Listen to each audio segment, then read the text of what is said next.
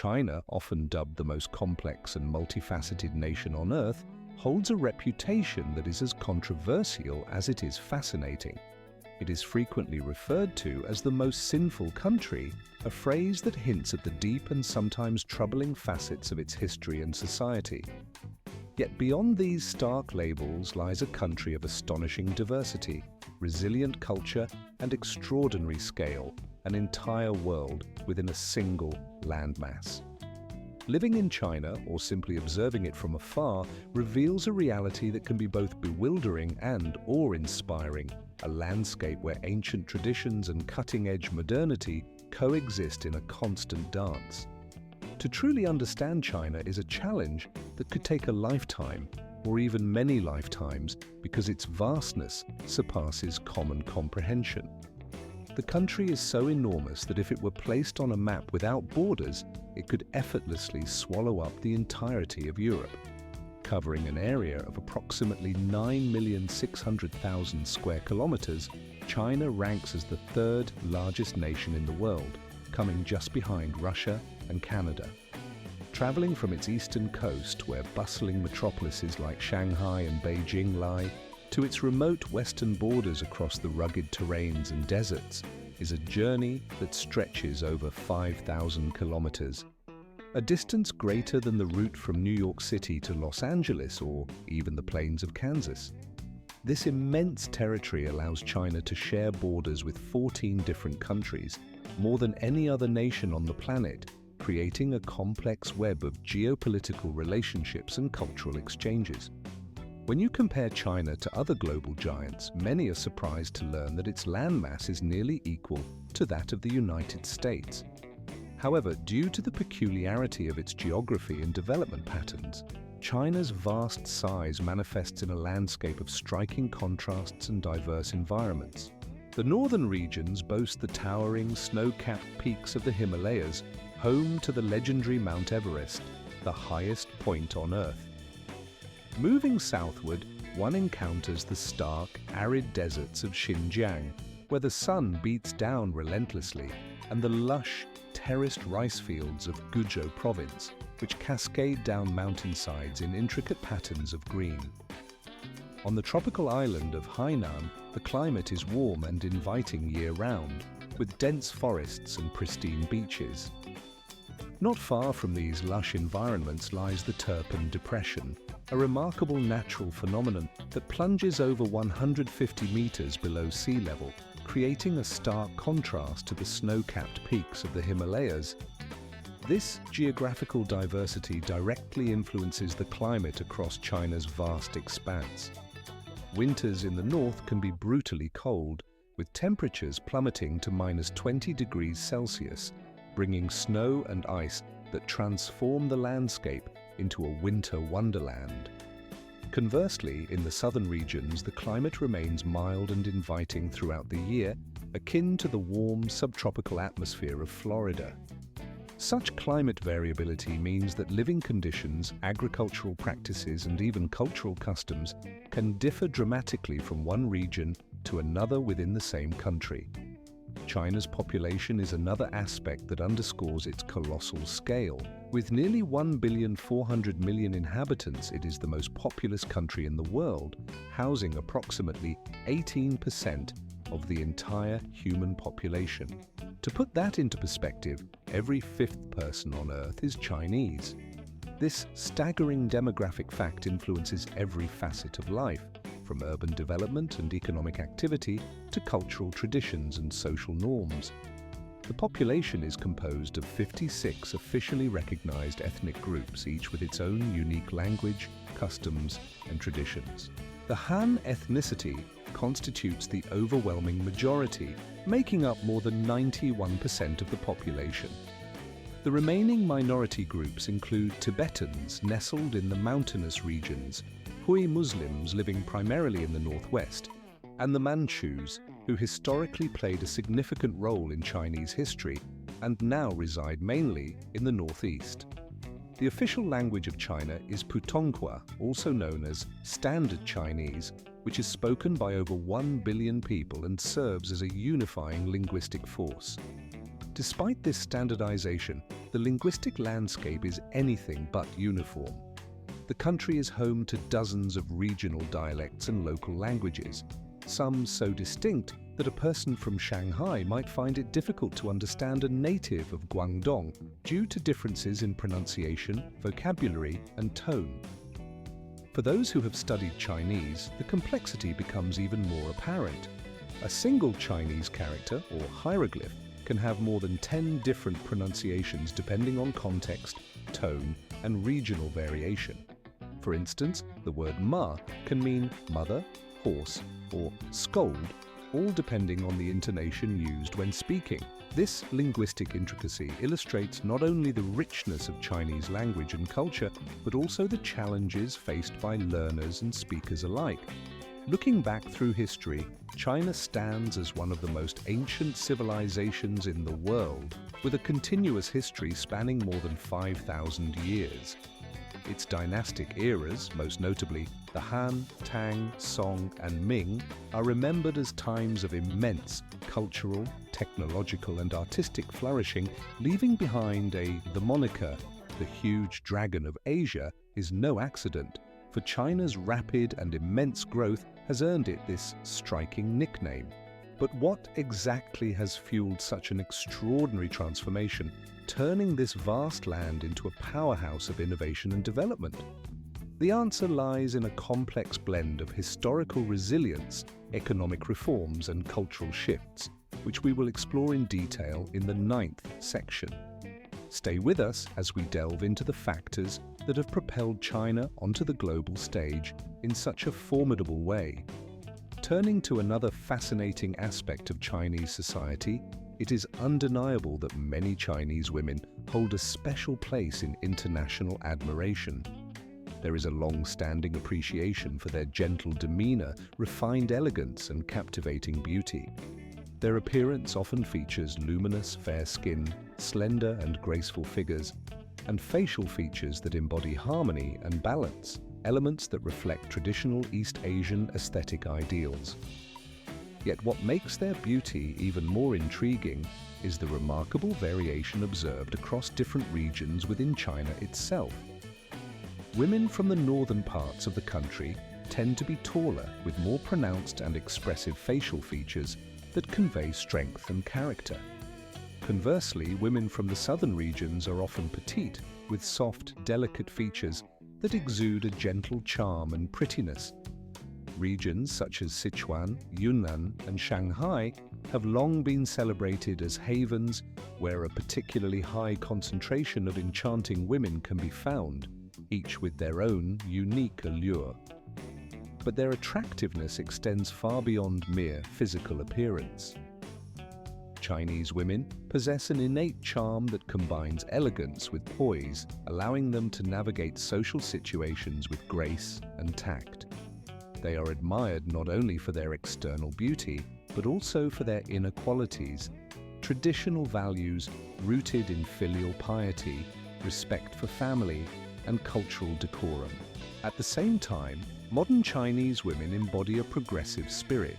They are hardworking, fiercely dedicated to their families, yet also independent and ambitious in their careers.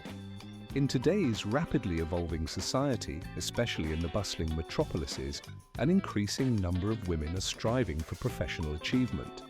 They take diligent care of their appearance, pursue personal growth, and maintain an open-minded approach toward love and marriage. These women are not shy about expressing their opinions, but they do so with gentle tact and considerate diplomacy. It is precisely this openness and confidence that have made many Chinese women increasingly receptive to international relationships. Over the past decade, statistics reveal that approximately 10,000 to 20,000 Chinese women marry foreigners each year. If you are interested in the idea of meeting and perhaps marrying a beautiful Chinese woman, leave a comment with the number 4. We will then share with you the secret, an almost little-known truth that can help you win her heart, a secret rarely discussed openly. Moving on to a distinctly different topic, China's reputation for producing astonishingly inexpensive luxury and everyday goods is well known. you can often find an iPhone, a pair of Nike sneakers, or even a luxury Louis Vuitton bag at a fraction of their retail prices, sometimes so low that it seems almost unbelievable. Cities such as Shenzhen and Yiwu have become infamous as hubs for counterfeit merchandise, drawing both curious shoppers and dubious traders alike. Yiwu, in particular, has earned the nickname as the world's largest counterfeit supermarket, a sprawling marketplace where countless copies of branded products are available. Here, you can browse through rows of imitation clothes, handbags, watches, phones, and even complex electronic components, all crafted to mimic the originals with startling accuracy. Remarkably, some retail zones specialize exclusively in selling high-quality Class A counterfeits. These copies are so meticulously made that even experienced experts often need to examine them closely to distinguish the fake from the genuine article. Major international brands and renowned technology companies such as Apple, Adidas, Gucci, and Chanel are frequent targets of these counterfeit operations, which often produce convincing imitations that flood the market. The amusing side of this trend is the proliferation of humorous knockoffs with playful variations on the brand names, such as Miang for Nike, Abibas for Adidas, Doles for Dior, Banana Channel for Chanel, and others. However, China's enthusiasm for imitation does not stop at consumer goods. The country has ambitiously extended its creative efforts into reproducing famous landmarks around the world. Entire replicas of iconic structures like the Eiffel Tower, the Statue of Liberty, the canals of Venice, London Bridge, and even the picturesque Austrian village of Hallstatt have been built within Chinese territory. These replicas serve various purposes, from tourist attractions and amusement parks to symbols of technological skill and cultural mimicry, demonstrating China's unique approach to blending imitation with innovation. Despite ongoing disputes over copyright, these counterfeit copies continue to draw enormous crowds of local tourists, eager to experience something familiar yet different. From a simple pair of sneakers to miniature versions of entire European cities, China has demonstrated a remarkable ability to replicate almost anything. The saying goes, if there's an original, you can make a copy. And in many cases, these reproductions not only serve as affordable alternatives, but sometimes even outsell the authentic items. This phenomenon raises intriguing questions about the world of fakes. What do you think about it? Have you ever encountered something that felt painfully recognizable, yet subtly altered? If so, write the number 6 in the comments below as a way to connect with that shared experience of familiarity tinged with slight difference. But hold on, there is even more astonishing to discover. In China, there exists a market that surpasses even the world of counterfeit goods in its uniqueness and wonder: the marriage market. This fascinating aspect of Chinese social life is so intriguing that it warrants a special mention in a later fact, number 7. So be sure not to miss that. Turning to another aspect of China's rich and diverse living arrangements, it is astonishing to consider that more than 35 million people still dwell in caves. These traditional dwellings are especially prevalent in regions characterized by high mountain ranges, such as Tibet and the western parts of the country. In these areas, it is not uncommon to see homes and temples perched atop mountain peaks or built into steep slopes, primarily as an ancient defense mechanism against floods and invaders. For instance, Pihua Mountain presents a striking example where houses and spiritual temples are directly constructed onto the cliffs of one of China's 5 sacred mountains. These structures offer breathtaking panoramic views and a naturally cool climate, making them both functional and visually stunning. In the rocky terrains of Guangxi and Sichuan provinces, villages like Penggan or the Huangxian Valley are nestled into the mountainsides, creating scenes so picturesque that they seem almost unreal. Visitors often find it hard to believe that local residents managed to carve out such homes in these rugged environments.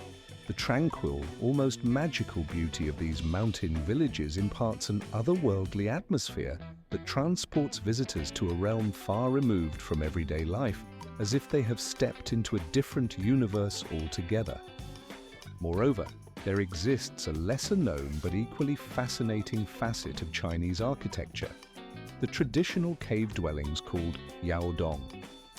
Over 35 million people still live in these distinctive homes, primarily on the forest plateau regions of Shaanxi, Shanxi and Gansu provinces. These dwellings are either directly carved into the hillside or constructed as arched structures from compacted soil, blending seamlessly into the natural landscape. Their unique shape allows them to retain heat during the cold winter months while remaining cool throughout the hot summers, making them ideally suited for the region's often harsh climate. This ancient form of housing exemplifies ingenuity and adaptation, providing comfort and practicality in challenging conditions. Moving beyond these architectural marvels, China's digital landscape is equally fascinating. With a population of approximately 1,400,000,000 people, it is no surprise that China has developed a highly self-contained internet environment. The so-called Great Chinese Firewall, a term popularized by Western media, describes the advanced system of internet control implemented by the Chinese government. This vast and sophisticated network includes a combination of technical tools, legal regulations, and service controls designed to restrict access to certain online content. Its purpose is to prevent citizens from accessing information that the state considers inappropriate, harmful, or potentially destabilizing to national interests. The origins of this system date back to 1996, when it was launched under the name Project Golden Shield. Initially overseen by the Ministry of Public Security, control of the firewall was transferred in 2013 to the Cyberspace Administration of China. The firewall's operation involves a comprehensive blocking of specific websites and the filtering of unwanted content on otherwise accessible platforms. This meticulous shaping of the internet space ensures that online information aligns with government policies and standards, creating a controlled digital environment that functions as a separate, self-sufficient cyber realm. As a consequence of strict government controls and censorship, the vast majority of Chinese citizens find themselves limited to using only domestic digital services, since access to international platforms is effectively blocked.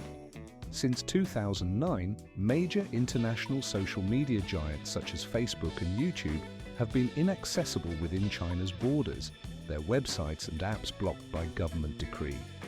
Similarly, Google, which once dominated the global search engine market, faced the same fate during that same year, forcing users to turn elsewhere for their online needs. While companies like Amazon do operate within China, they encounter stiff competition from a multitude of government-owned and domestically developed platforms that have captured the local market. Given this landscape, what do Chinese people turn to when they want to communicate, browse, or shop online?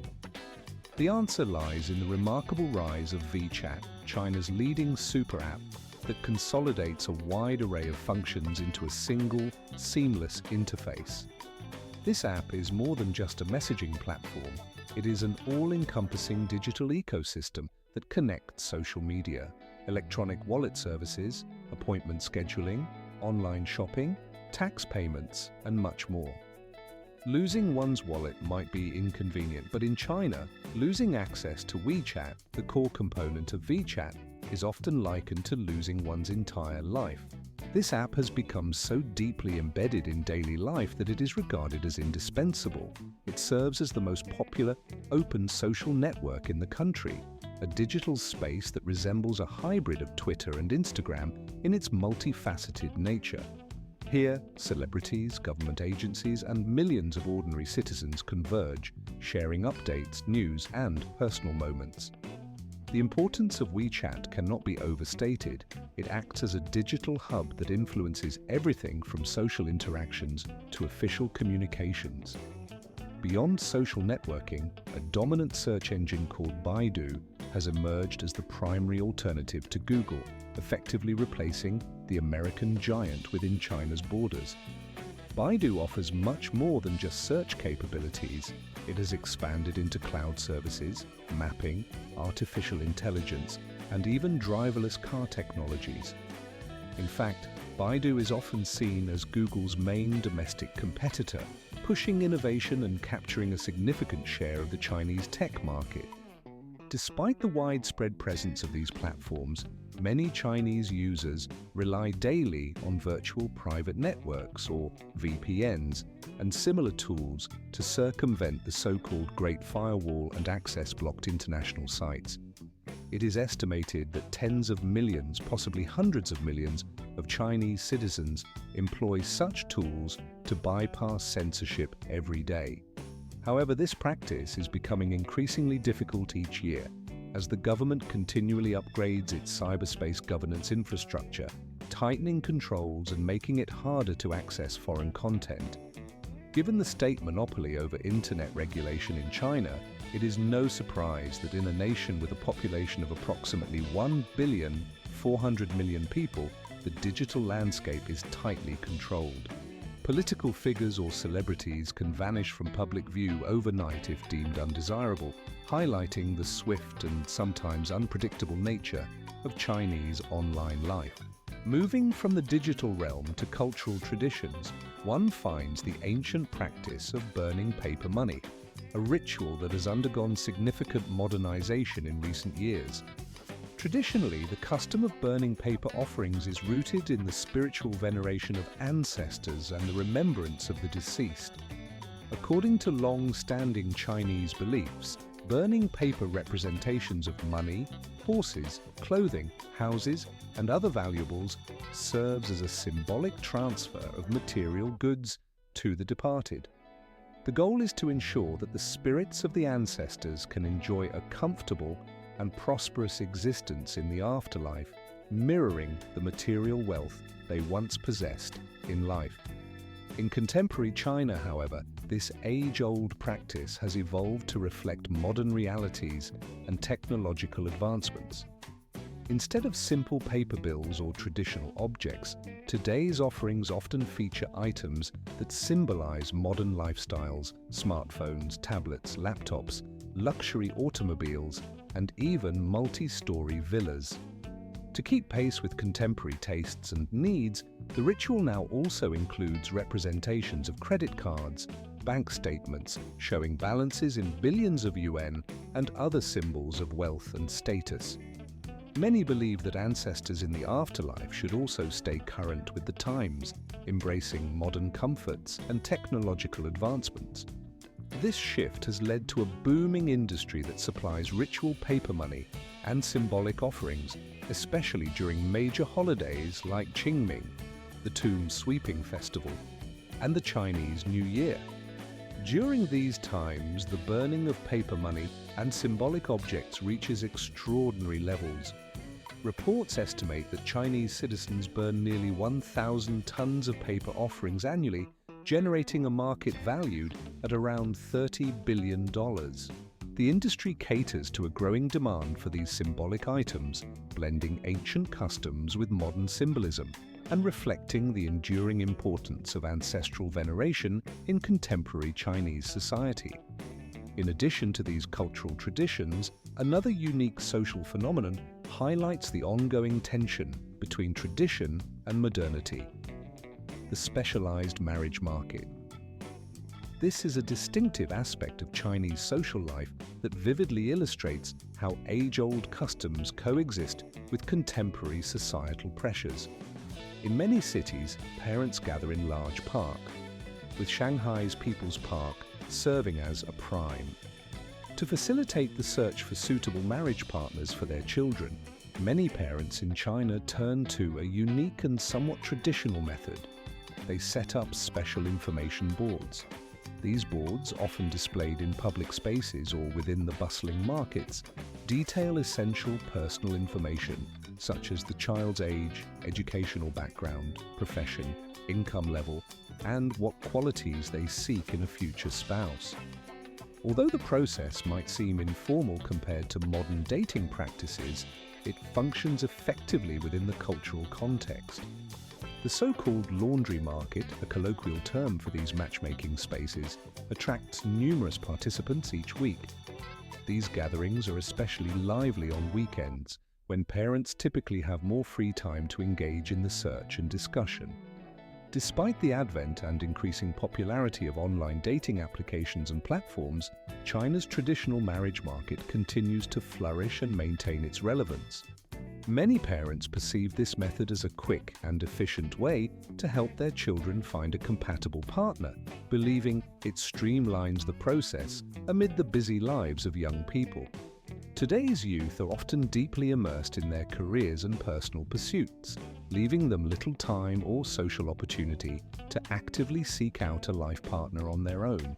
The marriage market, therefore, becomes a practical solution, offering a community-based approach that accelerates the matchmaking process. However, this involvement of parents in their children's romantic lives has sparked considerable debate and controversy. A significant number of young individuals feel overwhelmed or even uncomfortable about having their private details displayed publicly in such a manner. They perceive it as an intrusion into their personal space and a loss of independence. Although the younger generation increasingly desires to make their own choices regarding love and life, traditional parents often see their active participation as a necessary duty rooted in long-standing cultural values. These values emphasize the importance of family, filial piety, and the continuation of the family line, viewing marriage as a vital step toward fulfilling one's societal and familial obligations. This perspective is deeply ingrained in Chinese cultural norms where family harmony and procreation are often regarded as paramount. Adding to this complexity is the societal and demographic context, notably the gender imbalance that has been prevalent in China for decades. This imbalance, combined with societal pressures to marry by a certain age, often considered the milestone of adulthood, further intensifies the urgency and importance placed on finding a spouse. In this environment, the marriage market becomes not just a personal choice but a social expectation, reinforcing traditional notions of duty and family continuity. Turning away from social customs to explore one of China's most remarkable historical sites, the tomb of the first emperor of China, Qin Shi Huang, lies hidden beneath the earth in Shanxi province. This monument stands as one of the most grandiose and enigmatic structures in human history, embodying both extraordinary craftsmanship and profound historical significance. Constructed after Qin Shi Huang unified China in 221 BC, his tomb is a testament to his desire for eternal dominance. For the Chinese people, victory in the earthly realm was seen as fleeting and temporary. Therefore, the emperor believed he needed to safeguard his power beyond death. This belief drove him to commission the creation of a vast underground mausoleum, designed not merely as a final resting place but as a subterranean palace that would serve him in the afterlife. The tomb complex is famous for its life-size terracotta army, a formidable force of over 8,000 warriors meticulously crafted to be armed and ready for battle. These clay soldiers are positioned facing east, the direction from which enemies were believed to threaten the emperor. The construction of this elaborate army and the tomb itself spanned nearly 38 years, involving the labor of approximately 700,000 workers who dedicated their lives to this monumental project. The entire site covers an area of more than 213 hectares, and the depth of the tomb is equivalent to a 10-story building, making it an underground city of astonishing scale. This burial site is no ordinary tomb. It is a carefully designed underground palace that seeks to recreate the world of the living beneath the Earth's surface. Inside, engineers installed complex security measures, including self-propelled crossbow traps intended to deter potential intruders. The level of mercury found within the tomb is said to be about 280 times the legal limit, a deliberate attempt to produce a shimmering, water-like effect and perhaps to serve as a protective barrier. Some historical sources suggest that the tomb was illuminated by lamps fueled by fish oil, and there are legends of the so-called mermaid lamps, which purportedly burned perpetually, though such stories remain unconfirmed by modern science. Recognized globally for its exceptional historical, cultural, and artistic significance, the tomb of Qin Shi Huang has been designated as a UNESCO World Heritage Site. Its preservation and ongoing study continue to attract millions of visitors each year, estimated between 1,800,000 and 2 million, who come to marvel at the site's grandeur and to learn about China's first imperial dynasty. The influx of tourists provides significant economic benefits to the surrounding region, contributing to local development and cultural exchange. Yet despite the extensive excavations and studies, the central core of Qin, even after more than 2 millennia have passed, the ancient monument continues to stand as one of the greatest enigmas in human history. It serves as an enduring testament to a once mighty empire, symbolizing the ambitions and achievements of a civilization that sought immortality through its monumental structures. This monument reflects the grandeur and the complex legacy of an emperor whose obsession with power and legacy left an indelible mark on history, inspiring awe and mystery that persist to this day. Moving from the distant past to the present, a different kind of cultural phenomenon has taken root in modern China, one that is often described as the 996 culture. This term refers to a work ethic characterized by 12-hour workdays, 6 days a week, from 9 in the morning until 9 in the evening. The phrase encapsulates a relentless and exaggerated sense of loyalty and dedication, where the boundaries between personal life and professional obligations blur almost to the point of disappearance. It is a culture that in many ways echoes the intensity of extreme dedication, but also reveals a troubling tendency to indoctrinate workers into believing that sacrificing their health, personal freedom, and leisure time is not only necessary but honorable. The recruitment process itself exemplifies these high expectations. Candidates under the age of 35 are required to possess an almost impossible combination of qualifications: multiple degrees, including at least 2 master's degrees and a doctoral degree, all before they even have a chance at securing a position.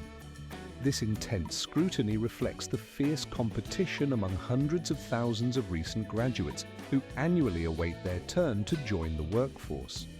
Conversely, individuals over 35 are often considered automatically eligible regardless of their experience or skills, even though labor laws strictly limit the standard work week to 44 hours.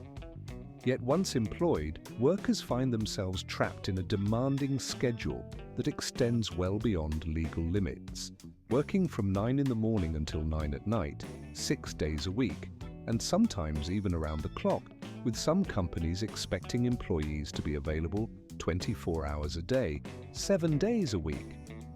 Expressing dissatisfaction or attempting to resist the grueling schedule is generally met with silence or indifference, as the labor market is tightly controlled by powerful corporations. If a worker attempts to leave the company, they often face a line of eager replacements waiting to fill their position, rendering complaints or resignations nearly impossible. The workday does not end at the office. It often continues into the evening, where socializing takes on a coercive dimension. After hours, employees are coerced into participating in drinking sessions where they are served potent alcohol, sometimes with alcohol content ranging from 30 to 60%. These sessions are not optional but enforced, with workers compelled to drink until their faces flush bright red, some suffering severe health consequences such as stomach bleeding or hospitalization. Refusing to partake is considered rude or a loss of face, risking not only social ostracism but also the loss of their jobs. In many instances, employees are compelled to sign confidentiality agreements to prevent the disclosure of the harsh realities of this work culture. Legal professionals are often hesitant to challenge the immense power wielded by these corporate giants, and many workers simply accept their circumstances, resigned to the systemic imbalance. Once celebrated as exemplars of innovation and progress, industry giants like Alibaba and Huawei once openly promoted the 996 schedule as a golden opportunity for success and growth. However, after conflicts with the Communist Party, due to the scale and influence of these corporations, they were compelled to publicly denounce such practices. Nonetheless, the underlying pressure remains pervasive. The post-pandemic economic downturn has only intensified these issues, as the number of highly skilled jobs has sharply declined. Many young professionals, exhausted by the relentless office grind, have resorted to alternative forms of employment, working as couriers on assembly lines, or even pretending to work while actually engaging in activities that allow them to escape the oppressive routines. Some arrive at their workplaces early in the morning, only to hide in libraries, parked cars, or rented rooms until the end of the workday, avoiding the relentless demands of their employers. Others, laid off and unable to return to their hometowns due to familial pressures or economic constraints, wander through parks in search of sporadic, poorly paid jobs, risking homelessness with every uncertain step. This pervasive work culture, which elevates productivity and profit above the lives, rights, and well-being of workers, is forcing China's young intellectuals and skilled labor force into a critical dilemma. They are confronted with a stark choice: to endure the nightmare of the 996 routine, or to be pushed out of the shrinking job market altogether, with only the faint hope of returning to their former companies, seeking at least a plate of food and a roof over their heads amid the collapsing economic landscape. Number 10. The Yangtze River, known locally as the Changjiang, is the longest river in Asia. It holds a distinguished place in the continent's geography and history, ranking as the third longest river in the entire world, stretching over approximately 6,000. The Yangtze River stretches over 6,000 kilometers, making it one of the longest waterways in the world. Yet, beyond its impressive length, the Yangtze is more than just a river. It is a vital artery of China's cultural heritage, economic vitality, and social life. It embodies a rich history and serves as a lifeline for millions, symbolizing the very essence of Chinese civilization. The river's vast basin encompasses an area exceeding 1,800,000 square kilometers, which accounts for more than 18% of China's entire territory. Within this expansive region, the Yangtze sustains the livelihoods of over 550 million people, roughly 40% of the nation's population, providing essential resources and opportunities for prosperity. This mighty river supplies fresh water crucial for drinking, agriculture, and industry, while also supporting abundant fish populations that sustain local diets. Its waters irrigate countless fields, enabling the cultivation of rice, wheat, and other crops vital to China's food security. Moreover, the Yangtze acts as a major transportation corridor, facilitating the movement of goods and people between different regions. Major cities, such as Wuhan and Shanghai, owe much of their growth and development to the river's strategic importance, as it connects inland areas with coastal ports, fostering trade and economic expansion. However, decades of intensive human activity, particularly agriculture and industry, have taken a toll on the river's health. Pollution has become a serious concern as the waters are increasingly contaminated with sewage, heavy metals, and industrial waste. The scale of this contamination reached alarming levels in the year 2016, when data revealed that the Yangtze was responsible for nearly half of China's total wastewater discharge, 43%, while accounting for 60% of the country's heavy metal pollution. This environmental degradation threatens the very resources that sustain millions of people, especially the safety of drinking water supplies. The impact extends beyond pollution. The destruction of natural ecosystems along the river has led to a dramatic decline in fish populations. Once, in 1954, the Yangtze's fisheries yielded approximately 450,000 tons of fish annually, supporting local economies and diets. Today, that number has plummeted to below 100,000 tons, reflecting the devastating effects of habitat loss, overfishing, and pollution. Recognizing the urgency of the situation, conservationists and environmentalists have enforced long-term fishing bans, aiming to allow the river's ecosystems to recover and restore its biodiversity. Amid these challenges, large-scale infrastructure projects have sparked controversy. The most notable among them is the Three Gorges Dam, one of the world's largest hydroelectric power stations. It generates an astonishing 22,500 megawatts of electricity, significantly contributing to China's energy needs and reducing reliance on fossil fuels. Nonetheless, this massive engineering feat has come with significant social and environmental costs. Over 1 million people have been displaced from their homes, their lives uprooted, as the landscape was transformed. Natural scenery and ecosystems were irrevocably altered, and concerns about increased risks of landslides and earthquakes have persisted. Adding to these difficulties, climate change has intensified the river's plight. The region now experiences more frequent and severe droughts, floods, and unpredictable weather patterns. These extreme events threaten to further destabilize the delicate balance of the Yangtze's environment and economy. In response, the Chinese government has launched numerous initiatives aimed at safeguarding the river's future. These programs seek to harmonize economic development with ecological preservation, recognizing that the health of the Yangtze is intrinsically linked to the well-being of the entire nation. The Yangtze is not just a natural resource, it is a profound symbol of China's cultural and historical identity. Its waters have witnessed the rise and fall of dynasties, the growth of cities, and the unfolding of countless stories that define Chinese civilization. Protecting and restoring the river is crucial, not only for the millions of people whose livelihoods depend on it, but also for ensuring the long-term sustainability and prosperity of China as a whole. China's history of invention is legendary, marked by innovations that have profoundly influenced human progress and civilization across the globe. Among these, 4 inventions stand out as the most revolutionary and enduring, each born from Chinese ingenuity and each altering the course of history in ways that continue to resonate today. These are the compass, gunpowder, paper, and the technology of printing books. The origins of the compass can be traced back to China as early as the Warring States period, roughly the 2nd century BC. Chinese scholars discovered the magnetic properties of magnetite, a naturally occurring mineral, and harnessed this knowledge to create the first compass. Initially, this device was used for divination, guiding spiritual and philosophical practices. Over time, it was adapted for navigation, transforming seafaring and exploration.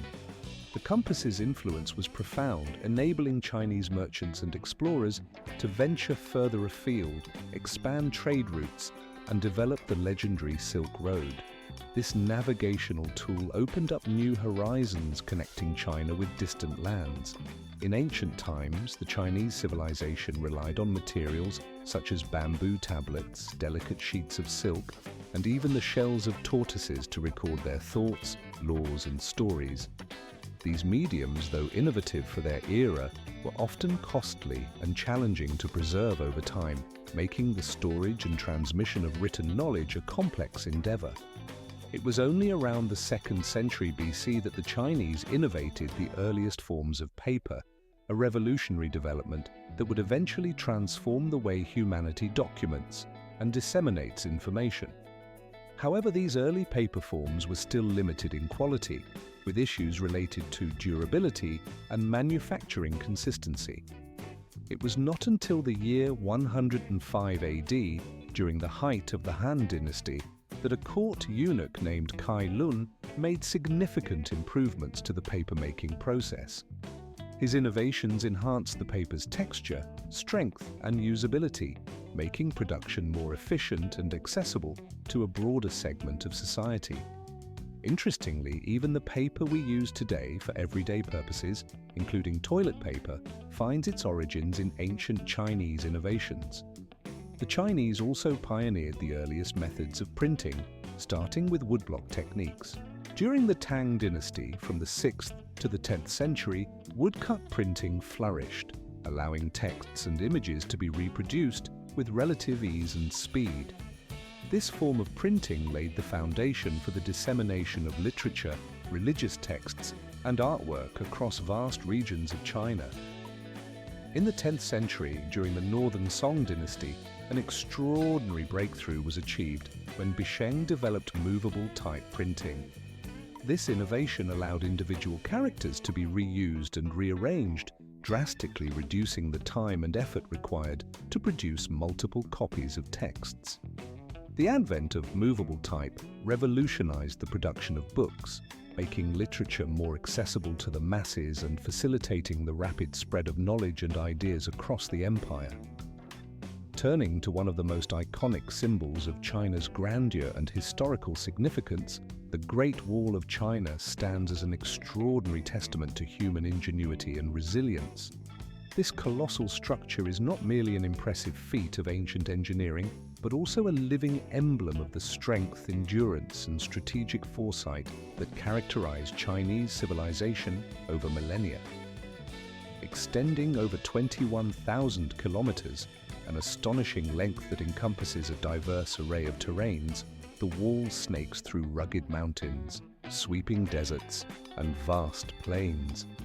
Its majestic form resembles a mighty dragon coiling across the landscape, seemingly guarding the nation from northern invasions and external threats. The origins of the Great Wall trace back to the 2nd century BC during the reign of Emperor Qin Shi Huang, also known as Qin Shi Huang, who unified various walls built by different states into a single, formidable barrier.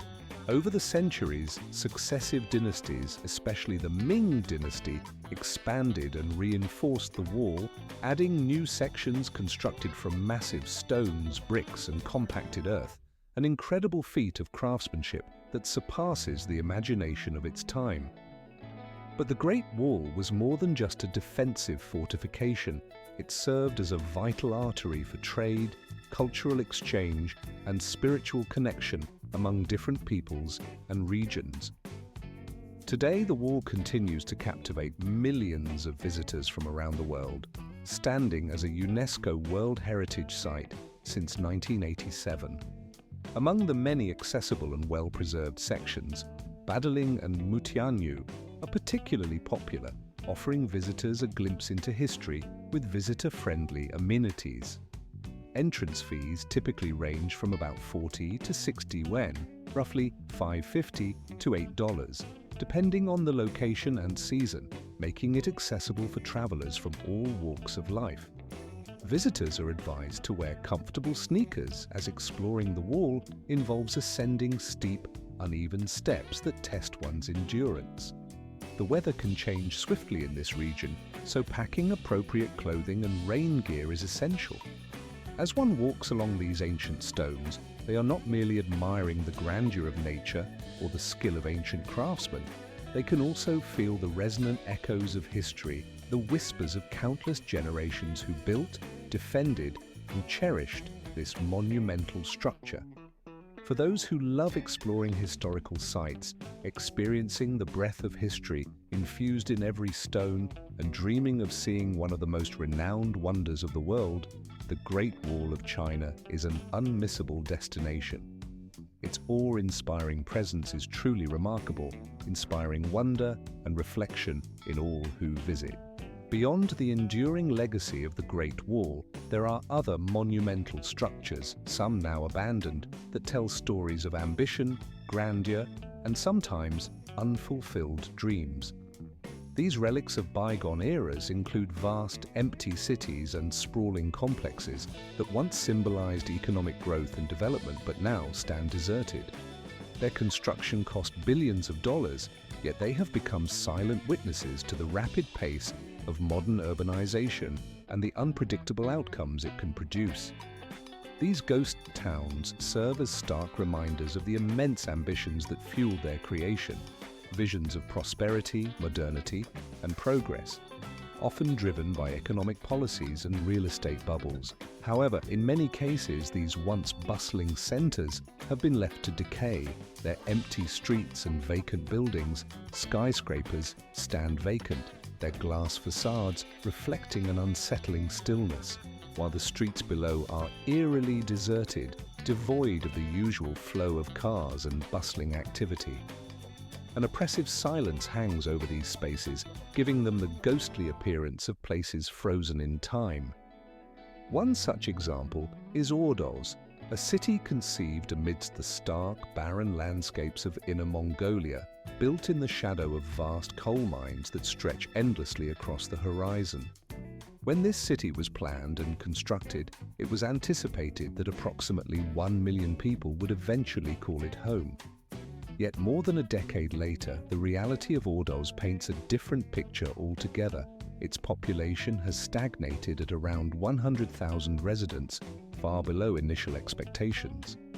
Adding to the paradox, the majority of apartments, between 80 and 90%, are owned not by local families or newcomers seeking a fresh start, but by investors and speculators who purchase them purely with the hope of turning a profit.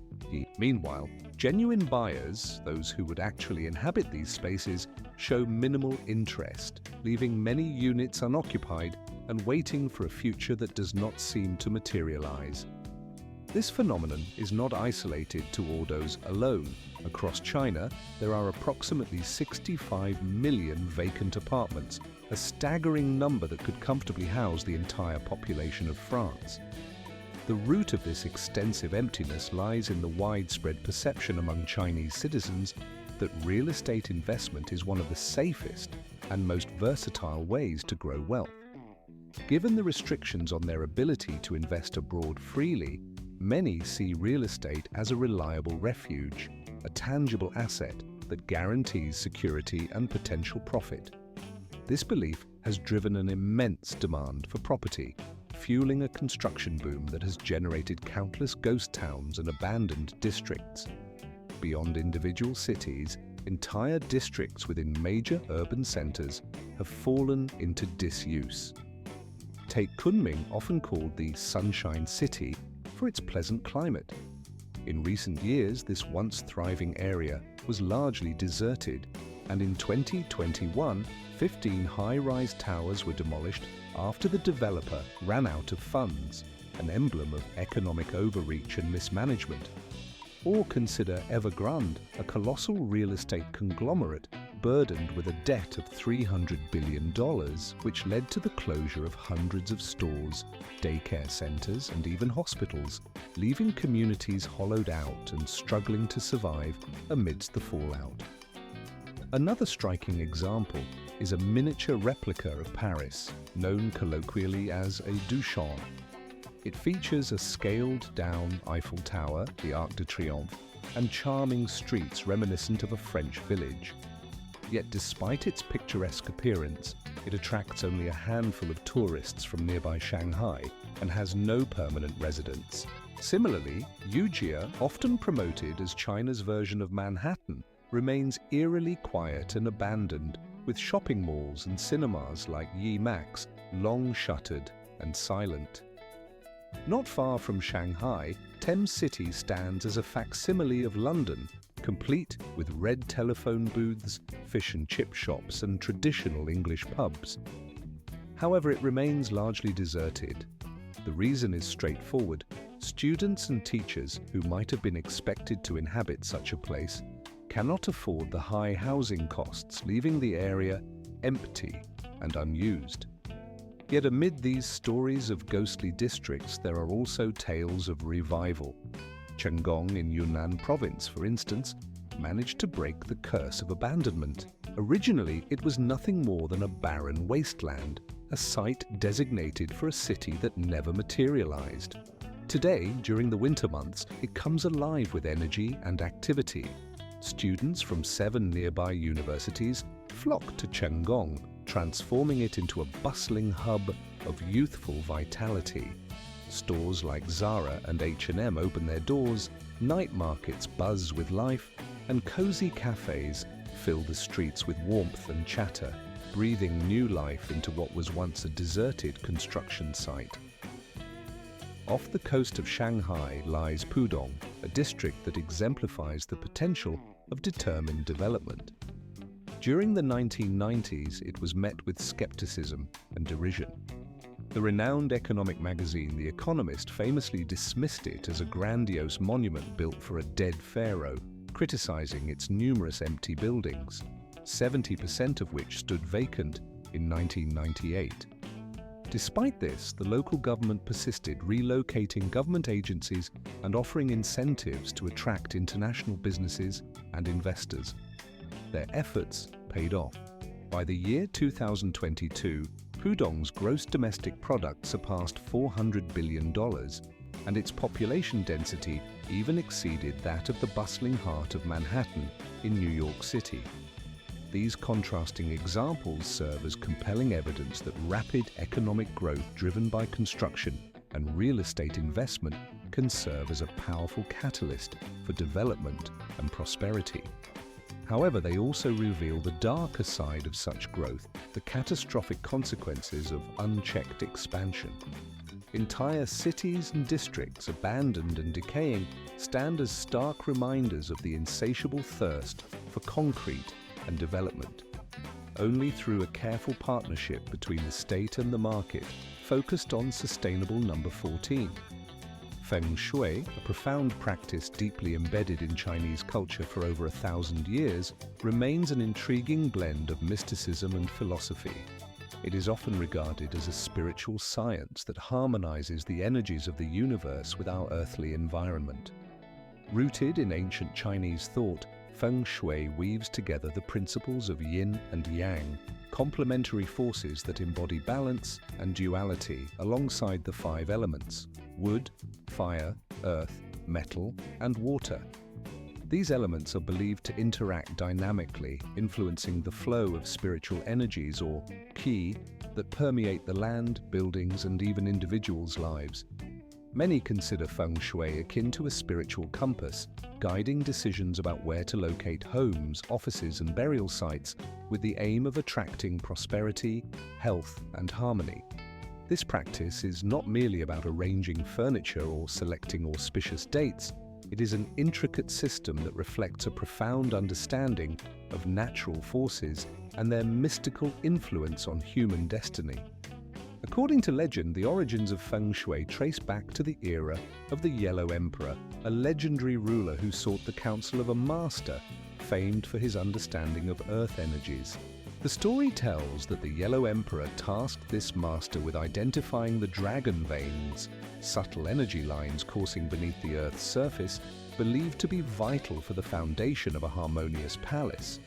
Success in this endeavor not only resulted in the construction of a magnificent imperial residence, but also contributed to the eventual unification of the empire, illustrating the profound impact Feng Shui was believed to have on the destiny of nations. Throughout subsequent centuries, especially during the flourishing Tang and Song dynasties, Feng Shui evolved into a sophisticated discipline, giving rise to numerous schools and schools of thought. Among these, notable branches such as Dragonhead, Liqi, and Shuangkong Feixing emerged, each emphasizing different techniques and philosophies for harnessing the Earth's energies. Today, Feng Shui continues to hold a prominent place in Chinese society, with master practitioners playing influential roles. For instance, Master Leon Tai Wei, widely known in Hong Kong as Master Noan Feng Shui, has offered guidance to some of the city's wealthiest individuals, including billionaire Li Keqiang, as well as high-ranking political figures. Similarly, Master Sun Dalin is credited with transforming the fortunes of a prominent Hong Kong real estate magnate by simply altering the orientation of the main entrance, an act believed to redirect positive energy and bring about a more prosperous future. Despite skepticism from many outside the tradition, for Chinese businessmen and politicians, Feng Shui remains a vital tool, an art that can influence prosperity, success, and even the legacy of entire families. It serves as a bridge between the tangible and the mystical, guiding not only material wealth, but also safeguarding the well-being of future generations. As the saying goes, only those favored by fate are privy to its deepest secrets. And in the realm of feng shui, this mystical art continues to be a closely guarded, revered knowledge. Number 15. The one-child policy, implemented across China for over 35 years, has left an indelible mark on the nation's social fabric and long-term development. Introduced in 1980, this policy was a strategic response to the country's rapid population growth, aiming to prevent food shortages, alleviate pressure on resources, and support sustainable economic progress. The government believed that limiting families to a single child would stabilize demographic trends and facilitate modernization. However, after more than 3 decades of enforcement, the policy's far-reaching and often unintended consequences have become increasingly apparent, revealing a complex tapestry of social, economic, and cultural repercussions. One of the most significant effects has been the emergence of a generation of only children, young individuals who grew up without siblings, often bearing the heavy burden of caring for aging parents and grandparents. This phenomenon has created what is sometimes called the family of 4. 4 grandparents, 2 parents, and 1 child. This small family unit, while perhaps easier to manage in some respects, has also become an emotional and financial challenge, especially in a society where traditional filial piety and collective support systems are waning or insufficient. The responsibility placed on this single child to provide emotional support and financial security to an entire lineage has been immense, often leading to feelings of isolation and stress. Furthermore, the policy inadvertently fostered a profound gender imbalance rooted in deep-seated cultural preferences for sons, viewed historically as carriers of the family name and providers for old age. As a result, millions of families favored male offspring, leading to a significant surplus of males and a corresponding deficit of females. By the year 2050, projections indicated that nearly a third of China's population might be composed of individuals without siblings, and many men could find themselves unable to find wives, creating a demographic skew with potentially destabilizing social consequences. This imbalance threatens to produce a generation plagued by loneliness, depression, and frustration, with some experts warning of an increase in social unrest and criminal activity as a result. The economic implications are equally profound. The shrinking pool of young workers is gradually reducing the one-child policy, initially introduced as a temporary emergency measure aimed at controlling the rapid escalation of China's population, was designed to serve a specific purpose during a critical period. At that time, the government believed that limiting families to a single child could help alleviate the immense pressure on resources, infrastructure, and social services, thereby stabilizing the country's demographic trajectory. However, what was once regarded as a necessary and strategic response has, over the years, evolved into a complex issue with profound and far-reaching consequences. Today, the long-term effects of this policy are becoming increasingly evident, and they present significant hurdles to China's aspirations for sustainable development in the future. The demographic shifts induced by decades of strict population control have led to an aging population, shrinking workforce, and changing family structures, all of which challenge the country's economic growth, social stability, and overall progress. The repercussions of these policies extend beyond mere numbers on a chart. They influence the very fabric of society and the nation's ability to maintain its development goals over the coming decades. I hope you found today's discussion engaging and informative. If you did, please remember to click the like button and subscribe to the channel so you won't miss any of our upcoming explorations into fascinating topics. Your support is invaluable, enabling us to continue producing insightful and compelling content that broadens understanding and sparks curiosity. Be sure to check out the next video that appears on the screen, as I am confident you will find it interesting and worth your time. Also, don't forget to leave a comment sharing which country you would like us to explore next. Your suggestions help shape the content we create. Thank you very much for taking the time to watch, and I look forward to seeing you in the next video.